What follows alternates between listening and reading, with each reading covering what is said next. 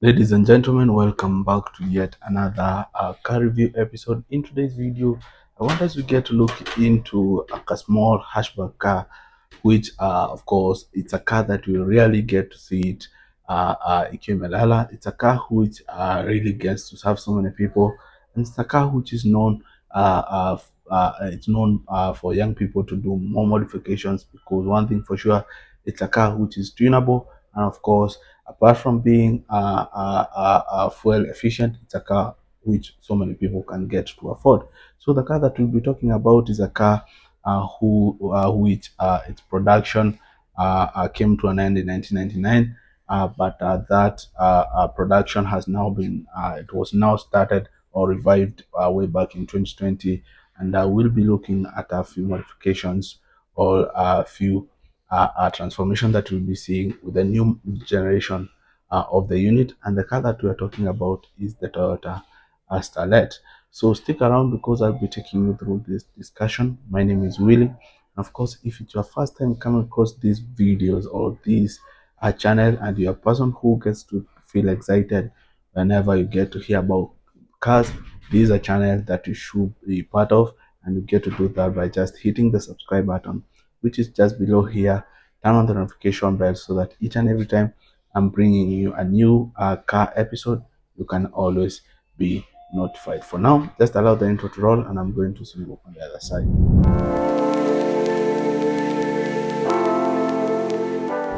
Well, when we get to talk about Starlet, it's very, very important that you get to understand this car came with different engine variants. We have those ones which came with the smallest engine capacity, which was 1.0, the 1.0 liter petrol engine. We had the 1.3 liter petrol engine, which was naturally aspirated, while we have the sporty version of it, which was 1.3 liter petrol engine, which was also turbocharged. And this you'll be seeing it with most of the Toyota Starlet, the GT turbo version. So we'll be looking into the most common one, which is the 1.3 liter naturally aspirated. And it's also important that you get to understand that this engine, though you can also get to find them with cars like we had the Toyota, the Tassel, and we had the Toyota, the Paseo. But these ones they are not that common here in Africa. What we'll be looking into is basically the Toyota Starlet, especially the ones which came out of production from 1989 to 1999. So right away, let's just go ahead and get to look at the engine specs of this car. Well, when we get to talk about the Starlet, it's a car which its engine is a very, very durable and a very fuel economical engine. We are talking about with the 1.3 liter engine. It came with an engine called the 4E. The 4E, it's an engine which you'll also be seeing undergo transformation to a level now. Was used with the Toyota the 90 series, the Toyota 90 series, as well as the 100 and the 110. So it's an engine which from way back, it's an engine which is very, very efficient, and it's an engine which can get to really serve you for a very, very long time. So with this engine comes with four cylinders. Basically, they are all aligned in one column. That's why this engine is known to be an inline four-cylinder engine. So with the 1.3 liter natural aspirated engine, it also comes with 16 valves, which are efficient. We're talking about four valves per every cylinder. So two in each cylinders, they are meant to push fresh air into the engine, while the other two, they are meant to push exhaust gas out of the engine. So basically, this engine also came with the technology of the double overhead camshaft.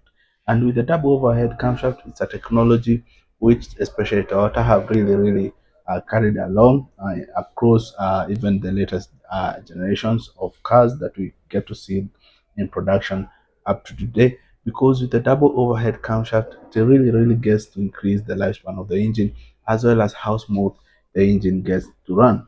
So with the double overhead camshaft, it really made this car to be a very, very that is efficient, and of course a car preferred by many. So speaking of the fuel system, this one used the electronic fuel injection, which it's more of it's a very very economical fuel system. And remember, we're talking about a car which it's naturally aspirated. So when it comes to things like air being pushed into the engine just did it at its own pace. So I remember its production goes back from 1989 to 1999. But it might vary depending with the particular unit that you get. So most of the units in production between those years, they gave out a power of 75 horsepower to around 100 horsepower, which it might depend with the particular unit and the year of manufacture. So the maximum which was in terms of power production, power output, we're talking about the GT, which gave out 100 horsepower. So it's important that you get to understand that. So remember, we're talking about the 1.3 liter petrol engine, which it's an engine which is very, very common. And of course, this engine came married or paired with either a manual transmission system or an automatic transmission system. So it might depend with the unit that you get, but most of them they came with the automatic gearbox system. So now let's just go ahead and get a look at the exterior features of this car. Well, looking from the outside of this car, we have the GT version. Remember, we have the regular one, the 1.3 natural aspirated, and we had the GT, the turbocharged unit. And in most cases, you will notice it with a small logo over which came in front here, mostly around here. You could see a GT. That's to identify or to let you know that's the turbocharged. But basically, these are very small Kadodo car. Most of them they came with two doors, especially the sporty ones.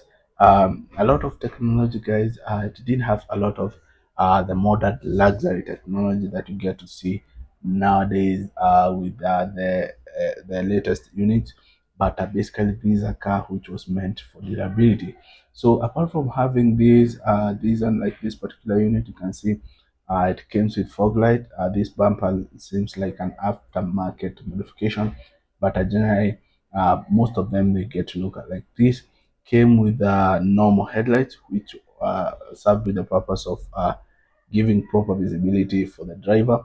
Most units didn't come with the fog lights, but you might find fog lights with some, but it's not a standard thing that you could find with most of the units. So it had a small, not extremely long hood, and of course that's to give room for the motor that gets to power this car.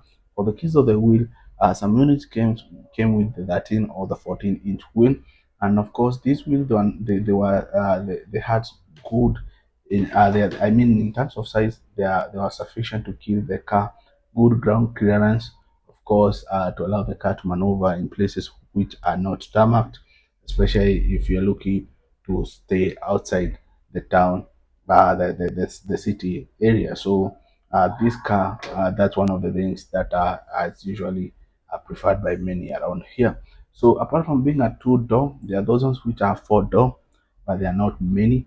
Remember, despite the fact that it's a two-door car, or basically a three-door car inclusive of the rear door boot, it also had some additional rear seats to allow maybe to have kids over there or even to have more space for you to place your luggages. So this car, remember, it's a front wheel drive car, meaning the front wheel, they're the ones which are powered. So there is nothing extreme with this car apart from being a durable car. Like for this unit, for the sport version came with all the wheels, they had the disc braking system, but the normal one they had just the drum at the rear wheels, the drum braking system for the rear wheels, while the front wheel they came with the disc braking system, which is also efficient. So basically, for the case of the windows, the electric powered, the side mirrors were not foldable. You could just fold them manually. So those are some of the things that you need to know about this car. Now let's just go ahead and get to look into the interior specs. Talking of the interior specs of this car, remember most of them they are three door, meaning they come with two doors plus the boot rear door. This car basically it could comfortably fit around four people. You have two in front and two at the back. And of course, looking at the dashboard, just came with simple dashboard. We have the driver's that is the driver speedometer over here. That is the dash. You can see most of the things they are not. I would say they came with the analog optometer. We have the temperature gauge, the fuel gauge, and of course the speed gauge right here. For the safety, it came with two airbag system. We have one here, while the other one is on this other side. For the case of the climate control, came with dual climate control, which you could adjust manually by turning these knobs over here. For the infotainment system, this car came with a basic AM FM radio, while over here the center console we have more space here. We have the cigarette lighter here, and we also had some pocket, the door pockets, which just give room for more a space for you to put your items. And of course, guys, without forgetting, this one came with the manual transmission system, but majority they came with automatic transmission system. For the interior, it might differ depending on whether the owner has done some aftermarket upgrades or modification. Like for this seat, you can see these are modified seats.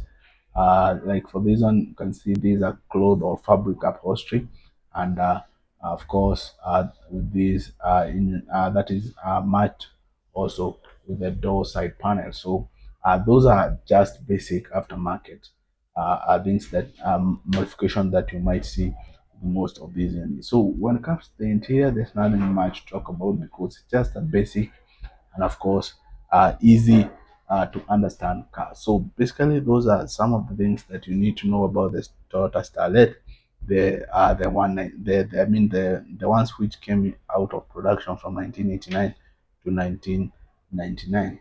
So that's it for today, guys, and I look forward to seeing you in our next.